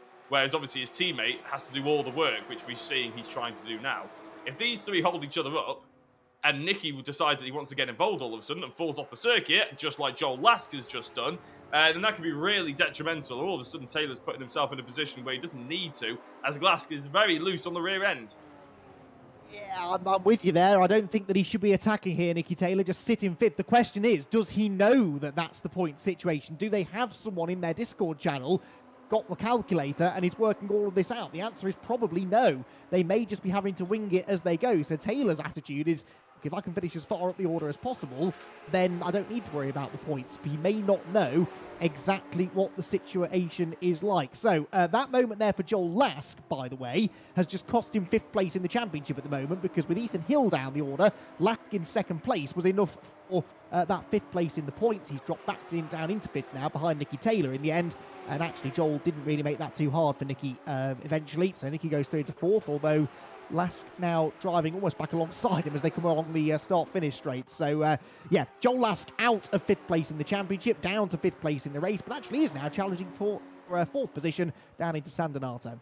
Yeah, again, Nicky is sort of, in his head, probably damned if he does, damned if he doesn't. But Joel has got a lot more reason to try and get past and join that fight for 2nd place than Nicky has right now. And as I said, to be honest, I know it's not like the racer in you wants to fight for every position right up until the last checkered flag, but somebody with a sort of more experienced head might just say, you know what, just let Lask go through. As I said, take half a second off your next 2 laps and just chill in no man's land. The problem is, if you do take that half a second off your next 2 laps, you then have to turn it back on, and all of a sudden that can be a little bit difficult. And it's Jordan Brennan who's behind him, obviously. So, yeah, it's a difficult situation to be in right now. Carl Felvis is trying to put all the pressure on Nicky, though, and go for the race victory by the looks of it. Chris Shepherd has been in control for pretty much all of this race, and to be honest, probably hasn't been thanked for the fact that the safety cars have come out. And obviously, he's still in the race lead, which is very impressive, but he would have had a much bigger race lead if it wasn't for those safety cars. So he's still doing a good job, but he's probably a little bit sour that they 2 came out in one race. Now look at this for the race lead. Chris Shepherd with the lead, but Felvis and Axelsen on his tail. Eric Axelsen looking good for the championship right now. Doesn't really need to get too stuck in here, but Kyle Felvis, we know he's going to go for this. Try and get the lead, try and break away and get the fastest lap, which at the moment is held by Scott Buckner, by the way, down in 10th position, and get as many points as he can. Running out of time, though. 3 minutes and 40 to go, so 2 more laps to go at the end of this one. And Chris Shepherd starts to defend. That will back Felvis up into Axelsen. It could back them all up into Nicky Taylor, who is going to be quicker than them at the moment in 4th place. Out of the final turn they go, up across the start-finish line. Penultimate lap of the race, penultimate lap of the season begins, and the slipstream starts now to tell for Kyle Felvis, who's only a couple of car lengths behind Chris Shepherd. Chris Shepherd, though, is going to defend this for all he is worth. He can be absolutely sure of that. Chris Shepherd has 1 race win to his name at Hockenheim. That's the only podium he's had all season long, and he wants to try and get another race win here if he can. He's going to have to work hard for it, though. Felvis all over him as they go on to the penultimate lap. Yeah, I mean, Chris Shepherd has absolutely no reason to move over and let someone take a race victory away from him. And especially if they hit him up the backside, like Carl Felvis just did. Luckily, he hit them in a pretty much straight line, so it didn't really affect him too much. If anything, it actually invited Axelsen probably to come a little bit closer to Felvis. But yeah, there's absolutely no reason why Shepherd should move over. There's no reason why he shouldn't defend to within an inch of his life for this race victory here. So he's doing all of that, and it's offering up some good racing, I'd say. Felvis is having to work very hard. Axelsen, there's a bit of a theme that we've seen with him. It's not really ever gone his way completely. He doesn't force the issue, does Axelsen. He sort of waits for it to come his way. And sometimes it does, and unfortunately sometimes it doesn't. But at the moment, sat in podium position, from a reverse grid in the same opportunity to get the same podium that he did in race 1 is pretty good going. As Shepherd runs a little bit wide, as Felvis tried to get a nice sweeping manoeuvre on him. Unfortunately, it meant he was on the wrong side of the corner when they came out of it. A little bit more contact, a flash of the lights by Felvis as they go into the final couple of corners. Axelsen is up his inside, but it's not going to happen. I hope he doesn't expect Chris Shepherd to say, oh, sorry, I didn't realise you wanted to get the lead. Now you've flashed your lights, I'll just put the indicator on, shall I? Because that ain't going to happen here. Just over a lap to go. Shepherd is getting his elbows out here to hang on to the race lead. And so far it's working. And of course, he can play off Felvis against Axelsen, which is exactly what happened there. He backed up Felvis into the 3rd place driver. He runs wide again there, does Shepherd at the last corner. But that should give him good traction on the exit, which it does. On board with Kyle Felvis, then the final lap of the season begins, and we're a lot closer this time than we were a lap ago. This is it, last chance saloon then. Felvus to the outside line. We've seen this move work before. We've seen Felvus make this move work before for the race lead in race 1 against Eric Axelsen. Now he tries to do the same thing to Chris Shepherd. Shepherd late on the brakes, gets to the apex first, but Felvus has the momentum on the outside line. There's going to be a squeeze on the exit, but there's nothing that Shepherd can do. The next corner's a left-hander. That plays into the hands of Kyle Felvus, who gets the lead away. Shepherd down to second, but Nicky Taylor closing on the lot of them. Yeah, top move that, and Shepherd, like you said, was a little bit helpless there, couldn't really do much about it. Now the next corner is the left-hander, which Shepherd will be on the inside for, but both him and Axelsen will be very slow. Nicky Taylor was closed right up, like you mentioned there, Andy. Joel Lask is actually quite interested in joining this party in the final lap of the race. Carl Felvus, look at the gap that he's already created to Chris Shepherd, and that's because Shepherd is going slow by over-defending almost for Axelsen, thanks to the fact that he was put offline in that first corner. It's amazing in circuits like Mugello, if you just get upset on one specific corner, how the flow of the lap is basically completely gone from you. So, yeah, very good by Felvus. Fantastic overtaking opportunities. He's done all he can, apart from fastest lap in this specific race. He's taken a race victory and fastest lap in race 1. By the looks of it, he's on course to take another race victory here. Don't think he's got the fastest lap, although I'm sure he'll be trying with flashing the back markers. But I don't think it's going to be enough as long as Nicky Taylor just stays calm and doesn't show his nose at the inside of Axelsen as we see a back marker go off the circuit. Yeah, as things stand, I've got Felvus 5 points behind Taylor. Taylor just needs to stay on the road. He could even let Joel Lask through if he wanted to. As we've said, he might not be all that aware of the situation, but right now, it's Taylor's championship to lose into the last corner. He looks up the inside. What is he doing? Gets into the left rear corner of Eric Axelsen. You don't need to be doing this, Nicky. You've got the championship. Out of the corner we go. Kyle Felvus gets the race win. Second place will go to Chris Shepherd. Third to Eric Axelsen, but against all the odds, you could say, the champion provisionally is Nicky Taylor. He crosses the line in 4th position. He's given me kittens. Goodness only knows how his friends and family watching at home must feel, but that was a fighting drive to 4th, and we think provisionally that gives him the championship. Joel Lask in 5th, Ethan Hill in 6th, Jordan Brennan in 7th, Andy Carroll 8th, Scott Bugner in 9th, and Luke Weston in 10th position. Oh, Jack, I know I sound like a stick in the mud when I say things like that, but Nicky Taylor, talk about unnecessary risks there, even down to the last corner of the championship. Couldn't resist having a go at Axel's place there. It didn't quite come off, though, and in the end, I think 4th will be enough, but wow, that was nervy. I was going to say, people will compliment the fact that obviously a real racer goes hard until the end and wants to run every race, which is true. However, it's a bit like a football player making a slide tackle in the box in the 89th minute or something. You're just asking the referee to make a decision. And if Nicky had turned Axelsen round then, and Axelsen had put a protest in, you're asking the steward to make a decision, which he didn't need to do. Luckily, nothing happened. And Nicky takes the championship. And to be fair, over the course of the entire season, he deserves to take the championship. I thought Felvus had a really strong start, maybe a little bit shaky second, third. Obviously, Brennan with a really, really strong second half of this championship. It didn't quite happen in the end for those two, but it has happened for Nicky. And to be fair, as I said, I don't think you can really deny him. No, absolutely not. But a brilliant campaign this from Nicky Taylor, who gets himself the race win. It all started with a double race victory at Road Atlanta to start the season off. He didn't win again, though, until Hockenheim in the second half of the season. And actually, this win in this race, only his third, in fact, that wasn't even a win that time, second place in the, fourth place in the race. 2 wins for the season, but it's consistency that has won it for Nicky Taylor. His teammate Carl Felvus doing all of the winning tonight, but it's Taylor that comes out with the most points. Right then. Let's chat, shall we, to some drivers who are probably just as excitable as we have been over the last few minutes. We'll start with the race winner then, and for Kyle Felvus, it isn't quite enough, we don't think, for the championship, but you gave it your all. You did absolutely everything you could in that race, as you did over the whole night, to win the championship, and Kyle, second place in the points is not bad going. Yeah, I mean, to be honest, as long as my teammate got first in the championship, that's fine by me. I said I concentrated the most ever in the first race. I just topped that by a million miles.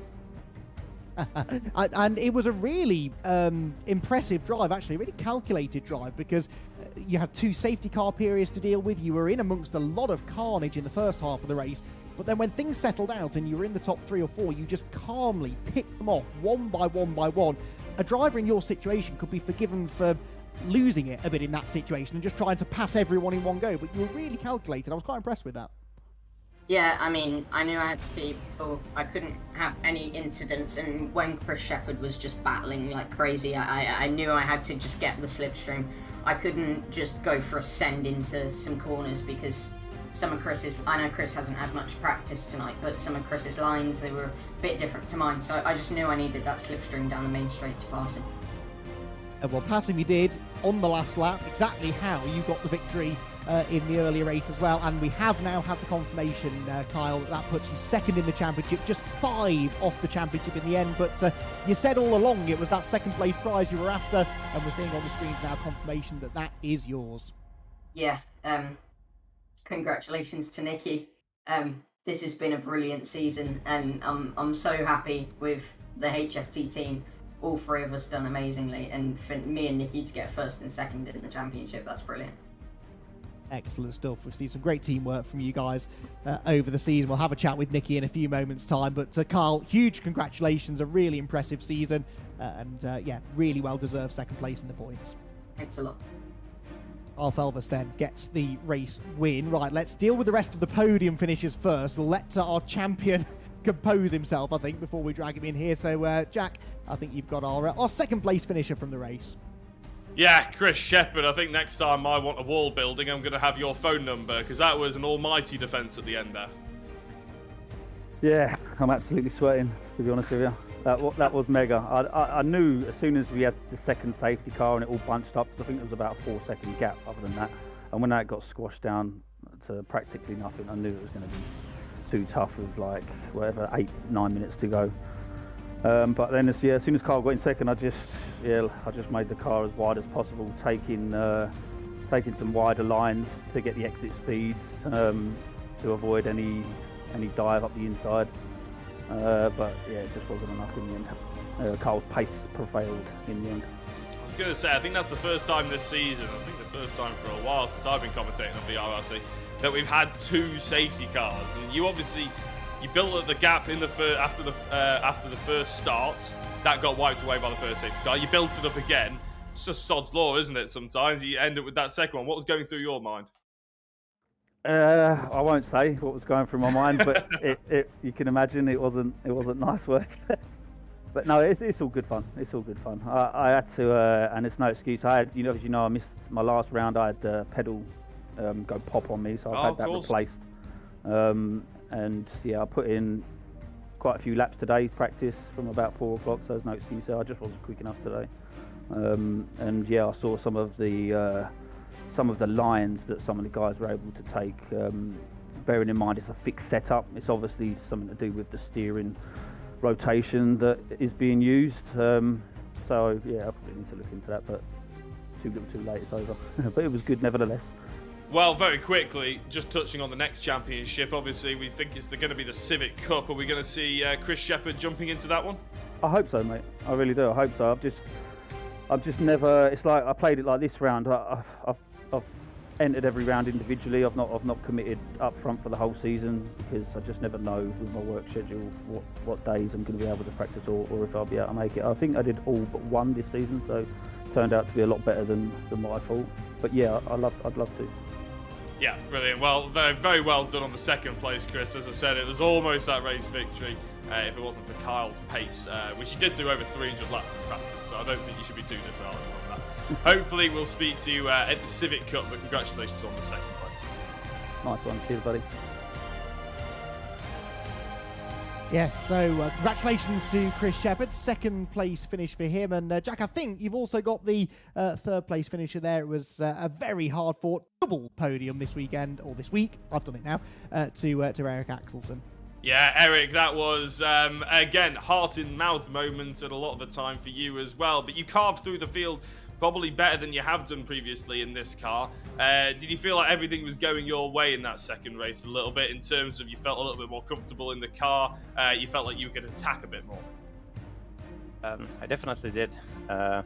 there's nothing I can complain about in the second race. I had a great race, and Kyle and Chris, they deserved first and second place.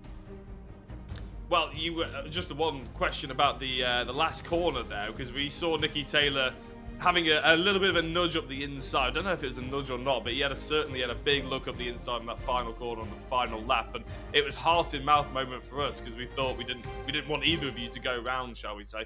Was there a little bit of a touch, or was it a case of he was just giving it the eyes to see if you'd make a mistake? Well, that was I knew that was an optimistic move, and I was hoping that, you know, if you just like overshoot it and like don't make a contact, I would end up ahead of him. So yeah, it went okay. Good stuff. So overall, on the final weekend, obviously we think final week, sorry, you've taken that 4th place in the championship. I believe that's the 2-hour online coaching. Are you going to put that towards the Civic Cup potentially? Yes, sure, I will. I'll be in the Civic Cup for sure. Fantastic. And overall, pleased with 4th place? Yeah, I have to say, I haven't been too happy with the first 5 races. Fair enough. But, yeah, I was aiming for top 3 at least, to be honest. But yeah, tonight's race was great. Well, good stuff. I'm glad you've left with a smile on your face, even if you didn't come into it with a smile on your face, Eric. Congratulations on, I believe, the most amount of pole positions we've had in the championship. Don't quote me on it, but I think that's off the top of my head true. And on the 4th place in the championship. Thank you, and thank you guys and VRRC for organizing this great championship. Absolutely, Eric. We'll pass it on. Thank you very much. And I believe, Andy, that's the last of the race podium sitters. We're now going to be chatting to our championship podium sitters. Yes, certainly our champion, because we do have a champion. It is the same driver that led the points coming into tonight, but I'll tell you what, Nicky Taylor, that really doesn't quite tell us everything about what's gone on over the last hour or so. Talk about touch and go. You win the championship, we're seeing it on the screen now, by 5 points over your teammate Carl Felvers, but there were so many points in that final race alone where it could have all gone just horrendously wrong. I mean, how are you feeling right now? I'm still amazed, to be perfectly honest, because I was trying to work out the points in the second race as it was going on, because I was like, if Kyle wins, where do I need to finish minimum to keep champion? And I was like, I don't know if this is going to equal points or where we are. But yeah, to be fair, I think it was quite a good comeback drive, because I got hit off twice in that race, which I don't think was anyone's fault for the 2 incidents. I think it was just racing incidents for me trying to keep it pinned around the outside of some corners and trying to obviously get places in the last race of the season. But oh my god, that was hectic tonight. I knew Kyle was going to be fast because he's done 300 laps and he's a mental around this circuit, but Jesus Christ, throughout the whole round I've just been trying to calculate stuff and trying to not be too aggressive as normal. But yeah, I'm over the moon. If you watch back the broadcast tonight, and I'm sure you will, you're probably going to think that I'm a bit of a wet lettuce, quite frankly, because every time you were getting stuck into a fight today, I was just like, Nicky, what are you doing? What are you doing? Even down to the last corner there, you were trying to get third off Axels, and you didn't need third, but I guess you weren't 100% sure what the point situation was like, so you kind of just had to keep moving forward when it was sort of safe to do so. Yeah, I knew third wasn't going to be, I didn't need third at the line, but I was like, oh, I know how early Eric breaks into the last corner from the first race, so I'll try and send it, and then it was kind of a half-assed send, so it was like, oh, a bit sketchy, but, yeah, no, I was briefly aware of the points, and then when, at the start of the race, literally, when the first safety car got pulled, I think I was, like, second last, and I was like, oh, here we go, this is going to be eventful, and then literally Jordan got spun round, and I was cut. I don't want to say it in a mean way, but I was very, very happy at that point because I knew I could still push on. But yeah, it's been great. And this is I will say this is my first official championship. Obviously, I won the 2 academies, but this one against someone like Jordan and Kyle is just a different level. And Jordan is a different level in VRRC anyway. So very pleased to come out on top of him at least. Yeah, that's a good point, actually, because you mentioned those two Academy Championships that you have, but going up against some of the most established names, certainly one of the most established names on the VRRC in the shape of Jordan Brennan, he's not an easy man to beat, and I know the handicap system helped perhaps a little bit in the first half of the season when he was struggling to get used to the ballast, but he's been there or thereabouts all season, and you've showed on multiple occasions not only do you have the pace to challenge someone like Jordan, but actually you can go wheel to wheel with him on track, and you know, you can hold your own out there, more your own. So do you feel like you've learned and improved as a driver over the course of the season through racing regularly against people like Jordan? Yeah, I mean, from the other championships as well I've done, I know Jordan's just clean, and I know he's clean and fastest, and it's kind of like when I used to do karting, it's like I kind of envied him at the start of championships, thinking I want to be as quick as him and I want to be up with him. And then this championship, I've kind of, the ballast has made a lot even playing ground, and yeah, I think it's just worked brilliantly for me. And then I got up the ballast into level 40 for the last level 4 for the last round, so that was eventful, and I was like, oh, I'm going to lose time down the straight at Mugello. But yeah, I think just being able to actually beat Jordan in a championship, I don't think there's like a way to describe it of how it feels to like kind of be almost like an idol in sim racing for me. Yeah, no, well said, and you are every bit the worthy champion. It's been consistency, really, that's won you the title over the season. Made the point earlier on, you had those 2 wins back at the start of the season, 1 more at Hockenheim, but really it's those consistent podium finishers that have won you the title, and we've seen Jordan do that himself on many occasions in the past. So I'm sure, Nicky, that this will not be your last championship here on the VRRC. From myself and Jack and everyone here at the VRRC team, a huge congratulations. Yeah, cheers. It should be good. I don't know what's after civics for VRRC, but I can't do civics because of like holidays and college. So I've got a bit of a break now, but we'll come back and hopefully win the one after civics. Looking forward to it. Well, enjoy your break. I think you've earned it. Nicky, we'll chat to you very shortly. Nicky Taylor, then, our champion in the Agon by AOC Cayman Cup. And Jack, I'm sure you agree with me.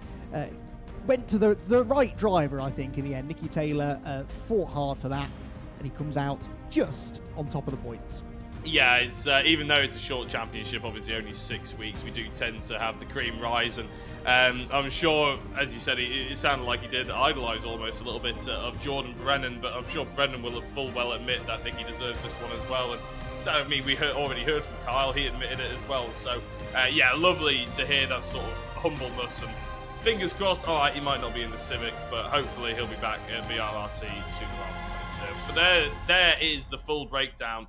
I mean, arguably it's provisional, but I don't think there's anything too dirty out there, Andy. So I think we're pretty safe to say that this is going to be how it's looking anyway, especially in the top 5. Nicky Taylor, we've heard from him already, taking that championship. Carl Felvis in 2nd place. We're very happy because he gets the SimRig 3, SimRace 3 even rig.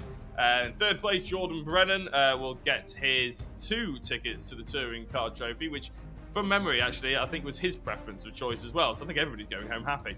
Eric Axelson will get 2 hours of driver coaching put towards that Civic Cup by the sounds of it. Ethan Hill will go home, and actually that's a clean sweep for the HFT boys, isn't it, in terms of picking up a prize. But Ethan Hill will go home with a PowerMax Racing Valeting kit. And I believe we haven't chatted to him, but we gave the other PowerMax Valeting kit to Scott Bugner after mainly that performance in race 1, Andy. Yeah, absolutely. That brilliant maiden podium, and not just a podium, but a 2nd place. He worked his way up into 2nd place in that race, and then really seemed to get a bit unlucky in some of the incidents in the 2nd race. I don't think any of them really were of his doing, so arguably could have and should have been a better result in race 2 as well. So yeah, congratulations, Scott. If you're watching, then a PowerMax kit is on its way to you. Right, I need a lie down. So let's start talking, shall we? I'll let you do your bit now. I think Jack is telling us everything that's coming up on the VRRC, but there is a very exciting championship coming to the VRRC very shortly, one that is near and dear to both of our hearts, and it is the Civic Cup, Jack. Yeah, absolutely. The Civic Cup will be right around the corner, 4th of May, I believe, so we only have 1 week break, and we're doing some of the most well-known, all the best-known British race circuits, to be fair, on the calendar as well. So we've gone country hopping, even continent hopping over the course of the Cayman Cup. Well, the Civics, we're back on home soil, shall we say. So Brands Hatch, followed by, that's the GP loop, followed by Thruxton, followed by Alton Park Island, so that's the main sort of touring car. If anybody watches BTCC or anything like that, that's the main track that they use. Silverstone National, the smaller one, obviously. 1st of June will be at Croft. Personally, my most hated circuit. I had the worst weekend of driving I've ever had at Croft, but I'm sure I'll enjoy it a lot more when commentating on it. Donington National is the way we round off my personal favourite, so at least we go from a low to a high in the Civic Cup from my personal perspective. Fixed setup yet again, Success Ballast. It'll basically run in exactly the same way you've been watching the Cayman Cup here over the past 6 weeks, and the majority of the VRRC championships, obviously. The Success Ballast has been so well used that hopefully we'll be able to see it used to equal effect in the Civics. Right. I believe we'll also have me and Andy in the booth as well. We've both been asked, and I think we've both said yes. So, yeah, I'm looking forward to that one. Right, looking a little bit elsewhere in VRRC, in the VRRC verse, shall we say. There we go. The Thursday night. Now, I thought this was never going to happen, because Rich is very against iRacing. But here we go. The first ever VRRC iRacing League in air brackets on a Thursday night, 7:30 to 8:30. Now, this is a free-to-enter league, I believe. I might get that corrected with me in a second, but I believe it very much runs like the Praga Cup on a Saturday, which I'll talk about in a couple of minutes' time. And all you have to do is be on our Discord and follow the sign-up links to be a part of it. It's a bit of an experiment, I believe, and we never know. We might see an official VRRC iRacing thing later on in a couple of seasons' time, shall we say. But that's on Thursday nights.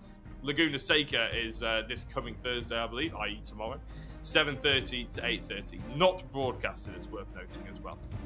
Elsewhere on the VRRC, just to check actually, Dave is in the Discord. Am I correct in everything I said about the iRacing just then? You are indeed, mate. Yes, you just have to be part of VRRC's Discord, and then just drop me a message, and we'll add you to the channel.